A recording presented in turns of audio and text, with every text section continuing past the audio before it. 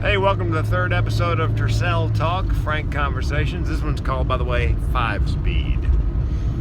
It is a gorgeous day here in Eugene, which, by the way, I never share with anybody outside of Oregon. When they ask me about Oregon, oh man, the rain is worse than you hear. Yeah, downtown last year, rained so hard, a couple of guys looked up, didn't look down in time, drowned. You don't want to move here. I don't want anybody else moving in.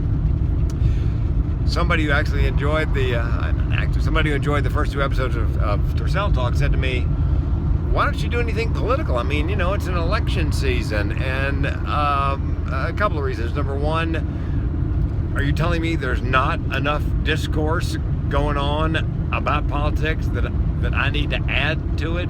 I mean, if you're watching this on Facebook, look above me, look below me, chances are there's enough political nonsense talk going on to keep you busy for days.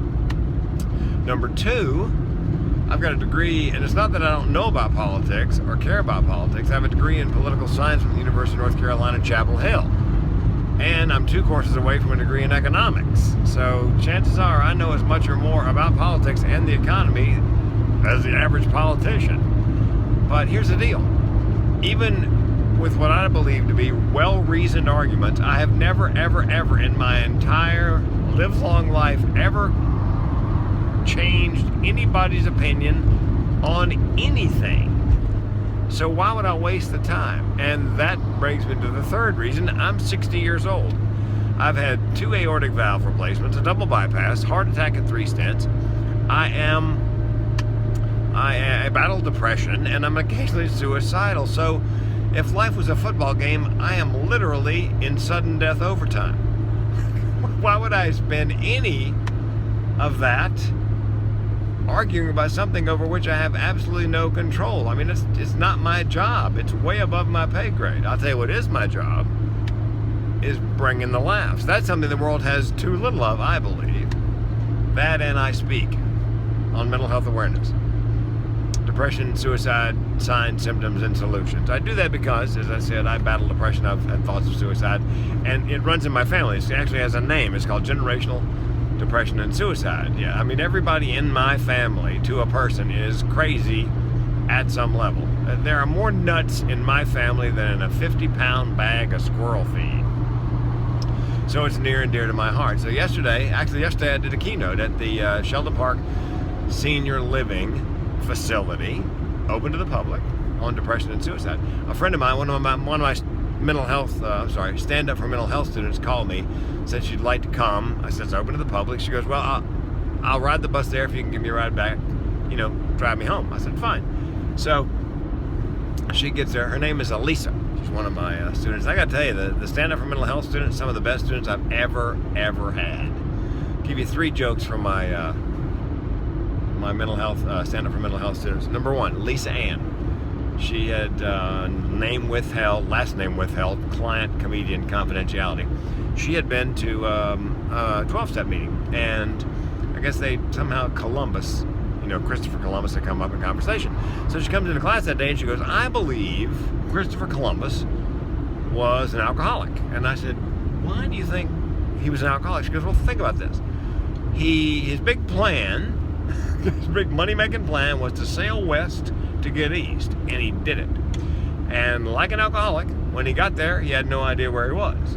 When he got back, like an alcoholic, he had no idea where he'd been. And like an alcoholic, he got a woman to pay for it twice.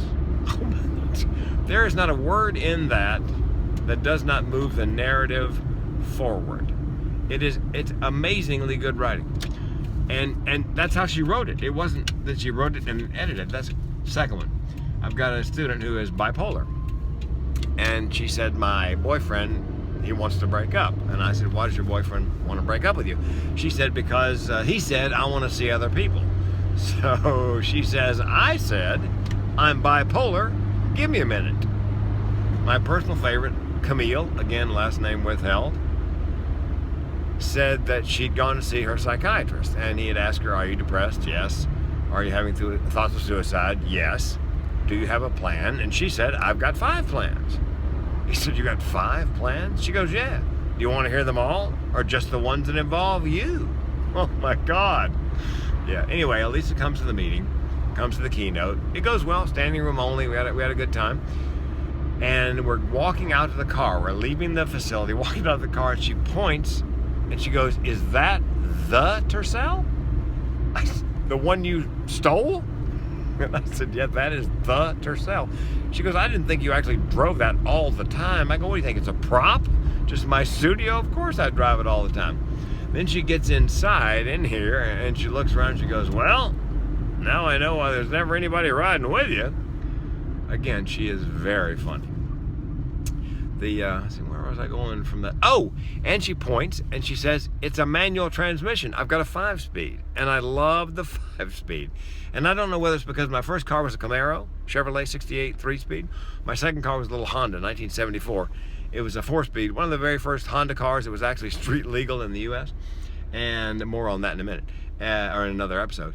Or whether it's because the stick shift allows me to do things that most millennials, I'm betting 9 out of 10 millennials, can't do and may have never even heard of. If the battery goes dead in the Tercel, because it has a manual transmission, I do not need jumper cables. All I need is a hill or a friend. I just need to get this bad boy going about 5 or 6 miles an hour, jump in, turn the key, pop the clutch, bop, boom, baby. We are motoring. Yeah. And you know why millennials can't do that? There ain't no app for it. Second thing, it's got a clutch and a manual transmission, but I don't need the clutch. I learned decades ago to do what they call speed shift. Now, if there are millennials watching this video on Facebook, when I said speed shift, I'm guessing they're staring at the screen like Kim Kardashian staring at the New York Times crossword puzzle. I work for a company called PTA Pizza Transit Authority at a location in Raleigh, Durham, and Chapel Hill. They had these little Chevettes. It was Chevy's first effort to make a high mileage car right after the Arab oil embargo in the mid-70s. And it was just a little tin can, little roller skate. But it had a three-speed standard transmission. And here's the deal. Speed shifting is this. If you can get the car at the right RPM, you can go from first to second without using the clutch. Get it up a little higher RPM, you can go from second to third without ever using the clutch. Speed shifting. So I bet you not 1 in 10 millennials can pull that off. And why is that? Because there's no app for it. Finally, again, 5-speed transmission. If I was ever allowed to help write an episode of The Walking Dead, I would have a scene in there where you got this impossibly good-looking millennial young man running down the deserted highway with the leaves blowing across it. 30 seconds behind him, the undead. He comes upon a car. He looks inside, what are the odds? Well, the keys are in it. He looks at the dashboard. There's gas in it, but he's still thinking, what are chances it's going to start? Jumps in, cranks it, it starts, and then the camera goes down, pans down to the stick shift, and it's a manual transmission. And the next thing is a shot from outside the car, and you can see the guy's shoulder moving, and you can hear the gears grinding as he's trying to get it in first gear so he can run from the, zombies. Followed by a scene where the rest of his group, the rest of the survivors, arrive at the vehicle, and the doors open, the car's running. Of course, the front seat's covered in, you've seen the show. What happens when the zombies get you? You become zombie takeout.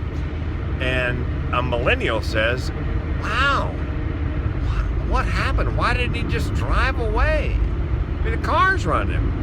A middle-aged person looks in, sees a stick shift, and says, well, it's obvious. See, he probably couldn't drive a stick. And then the guy with the crossbow never cracks a smile, never says anything funny. He goes, yeah, and the big problem is there's no app for that. Oh, man. So, here's my advice. Election's over. I don't know who you voted for. I don't care. I don't really care who won or lost. Here's my advice. For today, go out and grab life by the stick shift. Later.